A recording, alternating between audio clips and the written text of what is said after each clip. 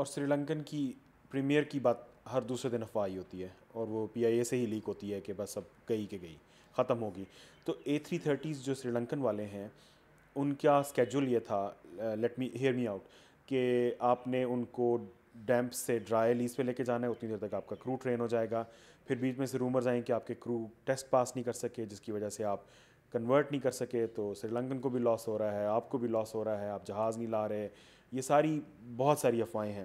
تو کیا ان ساروں کو can you put to rest کہ ہو کیا رہا ہے؟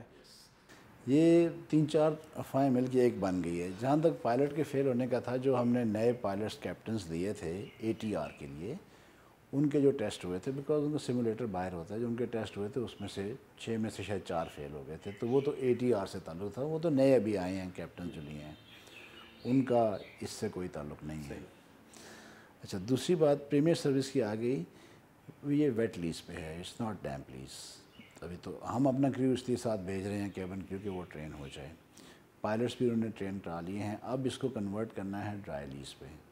وہ اب نیگوسیشن یہ کریں گے, اور ابھی ہم نے اس کی 12 فروری تک آئی تھنک اس کے 6 مہینے پورے, اگست سے لے کے جو بھی 6 مہینے ہوتے ہیں, فار 6 months دے آر.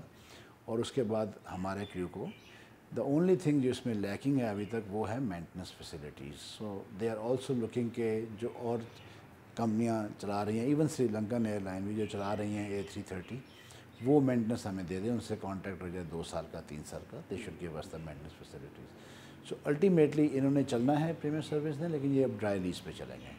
اور آپ اپنے بھی مینٹیننس کو کیپیسٹی کو بھی بہتر کر رہے ہیں 330 کے لیے؟ 330 کے لیے ہمارے جو انجینئر ہیں اور دوسرے ہیں, وہ ٹرین ان کی تھی ٹریننگ کی. انہوں نے ایک بیچ یہاں پہ شروع کرنے کا بھی کہا تھا, تو سول ایویشن نے سے کہا تھا کہ آپ ماسٹر ٹرینر وہاں سے کرا لیں, اور لیکن کرائیں وہاں سے بجائے ان کے ماسٹر ٹرینر یہاں کریں, وہ ان کی فیسلٹی پہ کر کے پھر دے کین اسٹارٹ ٹریننگ ہے.